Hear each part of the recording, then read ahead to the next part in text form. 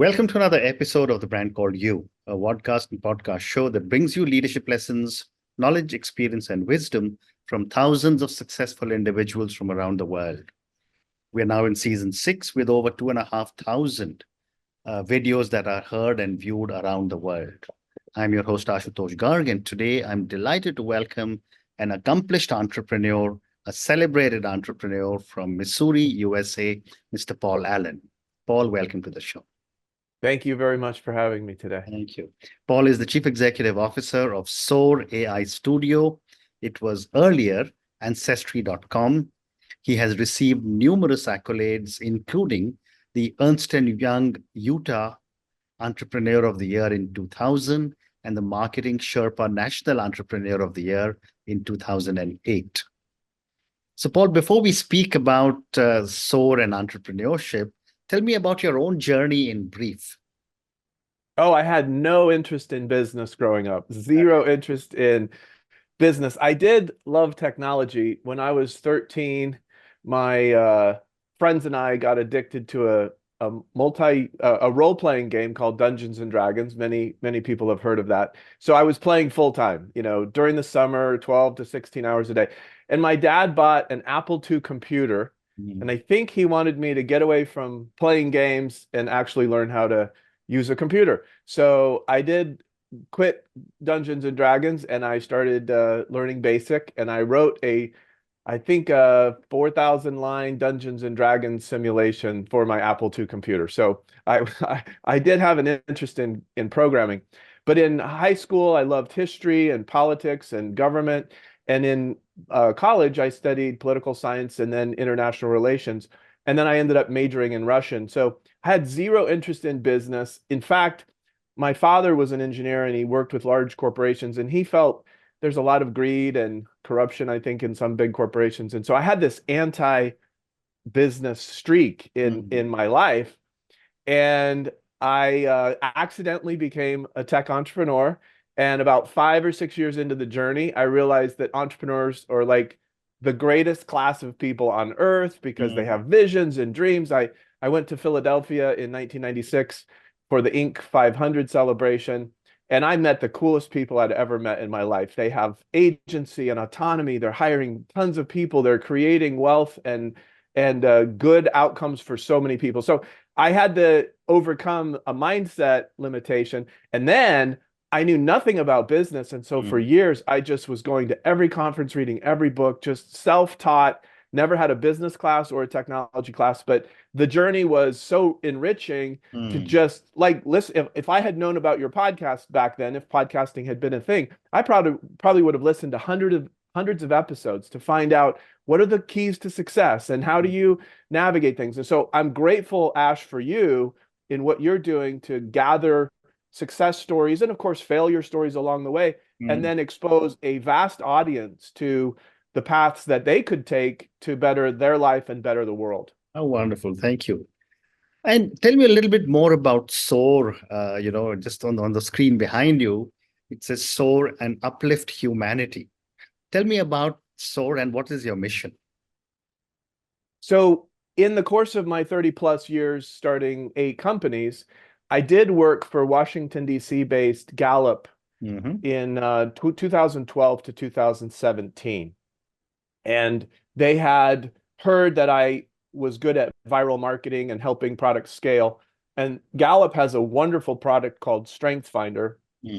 Used to be called StrengthsFinder. It's now called Clifton Strengths after the inventor, Dr. Donald Clifton. He was a psychologist in the 20th century. And for 50 years, Ash, he studied successful people, but he did a structured 90-minute interview with hundreds of thousands of successful people to find out what their patterns of thinking, feeling, and behaving were. And he created a taxonomy of human talent.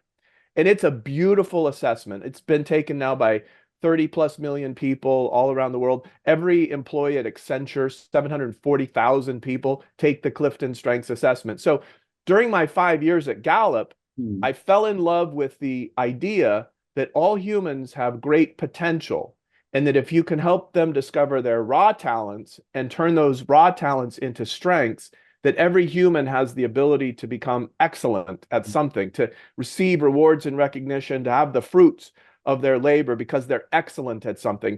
But if you don't have talent for something, all the training in the world won't necessarily make you become a great performer. Right. So I believe that human potential starts with understanding your natural talents. And Don Clifton's assessment, I think, is the best thing in the world for that. Mm, His first book, published in 1992, was called Soar with mm, Your Strengths. mm, So after falling in love with his assessment and Gallup's mission to really uplift the world, one person and one organization at a time, the current CEO, John Clifton, would like 1 billion people to take the Clifton Strengths Assessment. He mm, also has a purpose and a mission as CEO to double employee engagement in the world from mm, around 20% to 40% before he retires as CEO of Gallup. And he's only in his early 40s. mm, So I believe that Soar AI Studio has the possibility of taking humans and what their natural talents are, but also what their skills and experience are, and using artificial intelligence, guide people to the right role, to the mm, right organization, to be mm, able to work in flow state as often as possible, doing their best work with the aid of AI. And organizations and individuals who adopt the Soar mm, AI productivity suite mm, will be able to have, we hope, 10x performance gains over those who are just doing it brute force the old fashioned way. mm. So AI has the ability to curate Yeah. knowledge that you need, to summarize things for you, to actually, agentive AI can actually do things for you. And all the meetings being recorded and transcribed and indexed, all of a sudden you have perfect recall. You have agents to help you implement what you've decided to do. And Mm. I think we're about to enter an era in the coming years where 10x, 100x performance gains could actually occur. And my bigger concern is the distribution of wealth. The Right. inequality of the world could be worsened by trillion-dollar tech companies kind of monopolizing things. On the other hand, open source LLMs, open source agentive AI marketplaces could Mm. really lift the tide for everyone. And that's our goal, is to help uplift humanity writ large, not just a few, well-positioned, well-funded companies. It's no, everybody in the world should have AI helping them learn what they need to know, do Mm. what they need to do, and experience the fruits of excellent work and increased productivity. Fascinating. And could you give me an example of how you envision Soar AI impacting the average person's daily life? Absolutely. So global training in the workforce is in the 400 billion range. Okay. Corporations all over the world, even small businesses, Mm. often invest in leadership training or management training or skills training. Could be Mm. communication training. It could be based on the core values. And so you bring in experts, authors, coaches, training companies. Now, what happens, Ash, when thousands or tens of thousands or hundreds of thousands of people go through training in today's workplace environment? Mm. Well, according to research, 75% of training dollars don't affect behavior. We are bored, we sit through it, we check the box, oh, I've been through the training, but it doesn't actually change our behavior. And if it doesn't change our behavior, it doesn't change our outcomes for Right. good. And so the first thing that Soar AI Studio can do Mm. is take any leadership training or any management training or any values training that or skills training that happens inside of a company. And since more and more meetings are being recorded and transcribed now, the Soar AI insights can sit on top of all your meetings. Okay, so let's give one specific example. Mm. Stephen M.R. Covey, Dr. Stephen Covey's son, Mm. is a famous author. His father, of course, wrote Seven Habits, Yeah. and tens of millions of people benefited from the Seven Habits of Highly Effective People. Stephen M.R. Covey, I believe his oldest son, has written a book called The Speed of Trust. Mm. He wrote another book recently called Trust and Inspire. He's Mm. trying to help the world's leaders Mm. stop being command and control type leaders, the old Right. modality, Mm. and embrace the new world of trust and inspire leadership. He's defined what that means, what that looks like, how that shows up. So if you've been through Stephen M. R. Covey's Trust and Inspire leadership training, or read his books, or followed his podcasts, you can now have AI sitting on top of all your meetings. Correct. And after the meeting, help you understand, did I live up to all 5 of the principles, all 12 of the facets of trust and inspire leadership? What did I do well? And it will celebrate what you did well. It'll even show quotes and examples of, hey, you really nailed this one, Ash. The stewardship agreement, you did it exactly right. Way to go. If you didn't perform optimally, it can give you a gentle nudge and say, hey, you skipped this piece.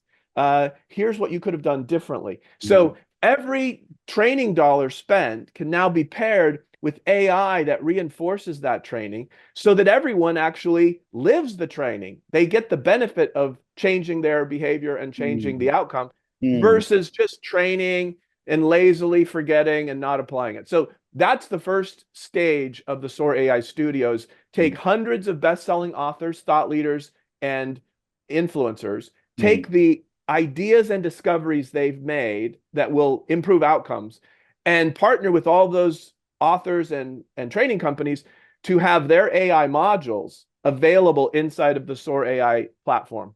Amazing. Amazing. Thank you.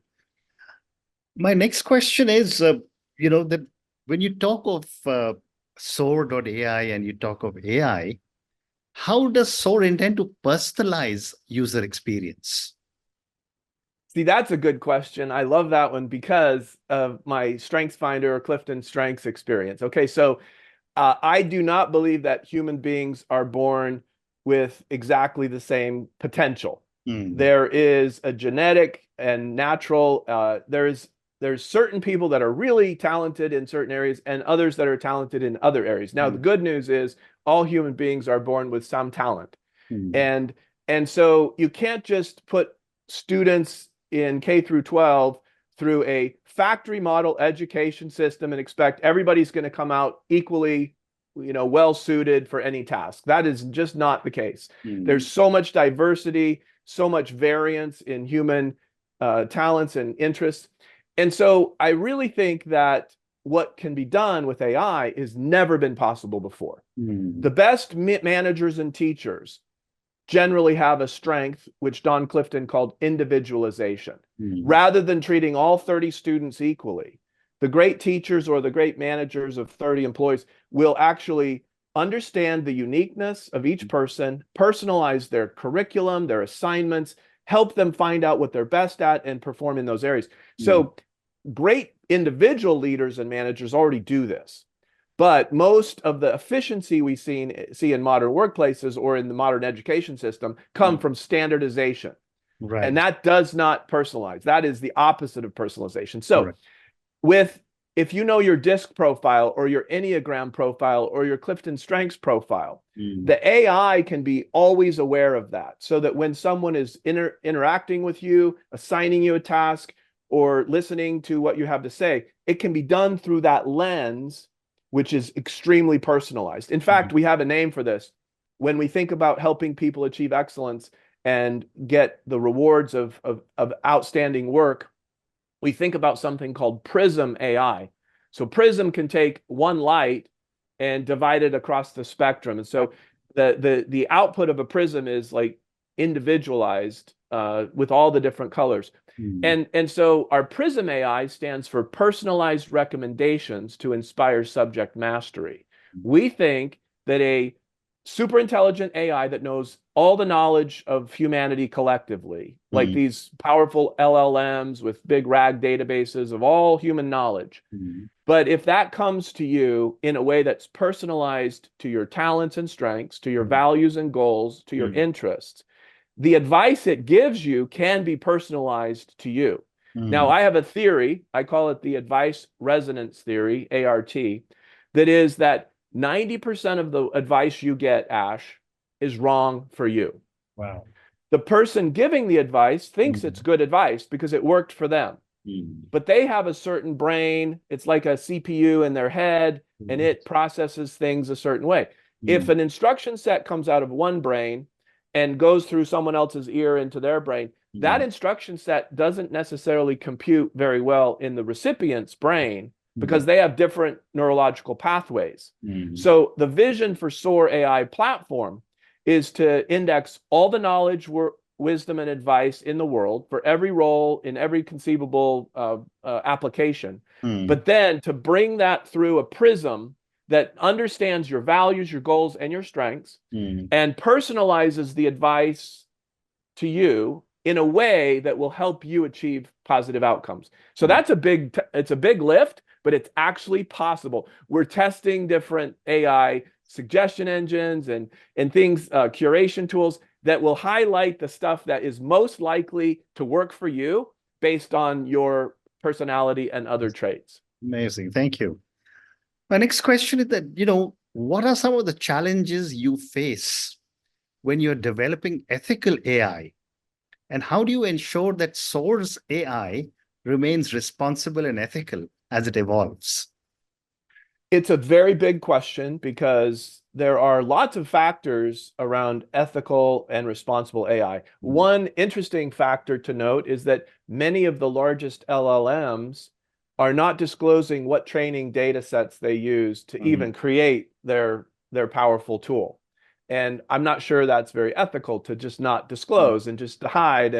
And so now we're using some of these LLMs, and we're conscious that they've already, stolen everybody's intellectual capital in a way. We have some big customers who, if you ask a question about their IP and you ask, ChatGPT, it knows everything about everything they've ever done and said. So, it's just hoovered up all this information. So we are looking at other LLMs that are more open in terms of what they have indexed, and that have an ecosystem for rewarding the authors and the websites that provided information. Now, OpenAI is even starting to sign deals with big media companies and with Reddit and others. And so, but I'm not sure Reddit's passing on the dollars to their users. So I think there's some ethical things.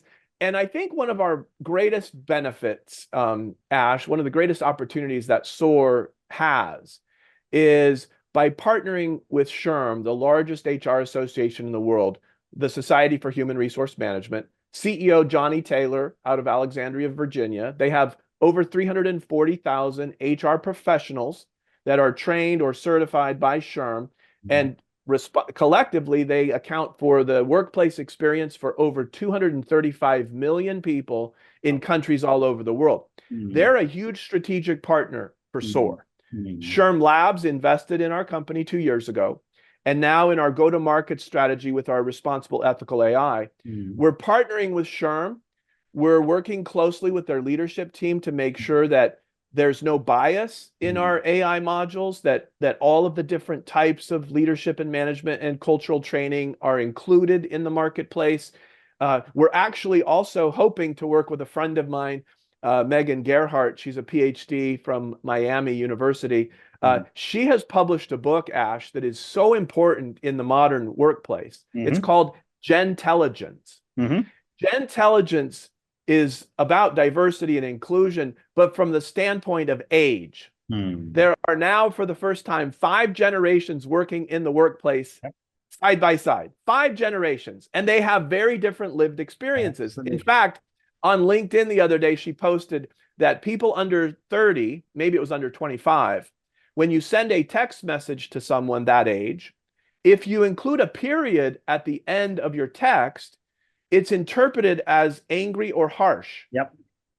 And that's a new concept. Like, I never thought that. I've just tried to use a little bit of punctuation in my text. But because of how that generation uses digital media and social media to communicate, punctuation comes across as threatening or harsh. Okay, so it's going to be hard for people of different age range to keep in mind the diversity of strengths and the different age and experience, so that your communication could be misinterpreted. Now, I'm not saying AI will prevent communication problems, but it could actually maybe prevent most of them, and also give you feedback along the way, so that your understanding of different people, whether it's their ethnic background, their gender, their faith, whether it's where they've grown up, what their accent is, or their age, it could actually help you attune your communication, what questions you ask, how you respond. and even what punctuation you use based on how will it be ideally received by the recipient. In the Bible, there's a famous episode. It was called the Day of Pentecost. And Jesus's apostles, I think Peter was preaching. And the description of this in the book of Acts is that every person heard the preaching in their own tongue. It was this miracle where there might have been dozens of people speaking different languages, and Peter was preaching in one language, maybe Aramaic, I'm not exactly sure, but every person heard the sermon in their own language. Okay, that miraculous thing can actually take place on a regular basis with AI translating into languages, but also helping you communicate in a proper way so that the recipient doesn't take it as harsh or angry when it's not intended that way at all. Okay, so I'm very optimistic about AI enabling human communication to improve. Amazing, amazing. Paul, I have time for one more question. And I'm going to now ask you to look into your crystal ball and tell me what future technologies are you excited about that you want to integrate with Soar AI? I love that question. I have futuristic. It's one of my top 10 greatest strengths. Ideation is my third. And I love the phrase or the quote from, I believe, Alan Kay. The best way to predict the future is by inventing it. Correct. So I can't really look into a crystal ball and see what other people are going to be building, but I can basically look 2 to 5 years ahead in our roadmap and believe that we have a chance to build something that's impactful for billions of people. And what I would say the answer is now being called agentive AI. So while the current Soar AI platform can record all your meetings, give you perfect recall of what was said by whom, and can assign tasks to people, what I'm most excited about, Ash, is this concept that when your AI is paying attention to everything you say and everything said to you and keeping track of the tasks that you're supposed to perform, the AI will soon develop agentive and bot capabilities. So let's say after a week of meetings, you have 75 tasks that were assigned to you, and you're able to get half of them done, but half of them are undone. The agentive AI will soon have the capability of knowing what it can do for you that is on your task list, whether it's writing a research paper, whether it's doing research or crafting an email, whether it's creating a marketing video, whether it's sending messages, setting up a meeting. Agents will soon observe everything that you are discussing and what's assigned to you and start offering to do the work for you. So maybe on Monday morning you wake up and those half of your 75 tasks have been first drafted by the agents, or if you have a trusted agent, you already said go for it. You're right all the time. You're doing it correctly, and so human productivity can just skyrocket. So I'm extremely excited about agentive AI, bots, and agents that you can invite into your world to help you out. Now, what I'm also most excited about is that life is not just about work and making money and productivity. The Soar AI Studio model envisions more than a dozen corporations being created and powered by our technology, aimed at the areas of life that matter most to human beings. What matters most to most humans on this planet? Family. Your family ties are extremely meaningful. You're born into a family as a young child. You're completely dependent on your mother and your father. Hopefully, more and more people have a family experience and aren't in a difficult situation. But family history is really meaningful to many people. But your living family ties, cousins, siblings, aunts, uncles, grandparents, is among the most meaningful part of your life experience. So our family portal, powered by Soar, will soon allow you to interview all your living relatives, find out their memories, create a very powerful family history, extract genealogical data or other important things, and then stay in touch with all your living relatives. So family portal is coming. A friend portal is soon coming. As Gallup has discovered, if you don't have a few close friends that you can count on, your lifespan will be 7 to 10 years shorter than if you have a strong ties in a social network with friends. So family and friends matter. Faith matters a great deal. Our faith portal, powered by Soar AI, will allow sermons from congregations, from pastors, priests, rabbis, imams, teachers, religious leaders all around the world to have their sermons recorded, transcribed, searchable, and then GPTable, so that you could ask, what did my Sherpa say about this topic? Or what did my guru, or what did my priest, pastor, or rabbi say about any topic? If you have participated in a faith community for 10, 20, or 30 years, what if the AI could help you remember what you were taught, the stories that you were told, the verses of scripture that are most powerful? And so family, faith, and friends are among the most important parts of life. And I'm not sure that Microsoft and trillion-dollar tech companies care as much about your faith, your family, your friendships, or even your personal health and your financial well-being as the team at Soar that is trying to design a series of companies to uplift all people in every area of life, because the goal is human flourishing and human thriving, partly because of your natural talents, but also because of AI and technology that can help you make the right choices and flourish in each part of life. Wow, what an amazing conversation. Paul, on that note, I wish I had the time to just keep on talking to you. You are such a fountainhead of knowledge on AI, and I could just keep on soaking in so much knowledge that you have. Thank you for speaking to me about your own journey and how you just seem to have stumbled into the world of AI, and you seem to be doing brilliantly well. Thank you for talking to me about SOAR. I think the kind of things that you are doing at SOAR, the future seems to be really exciting for the common human being, because you said rightly, the trillion-dollar companies may not necessarily be really understanding the kind of individual needs that each one of us may have from technology.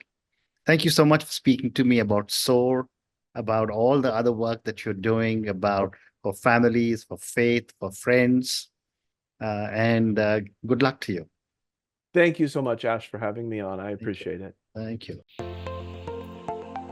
Thank you for listening to the Brand Called You videocast and podcast, a platform that brings you knowledge, experience, and wisdom of hundreds of successful individuals from around the world.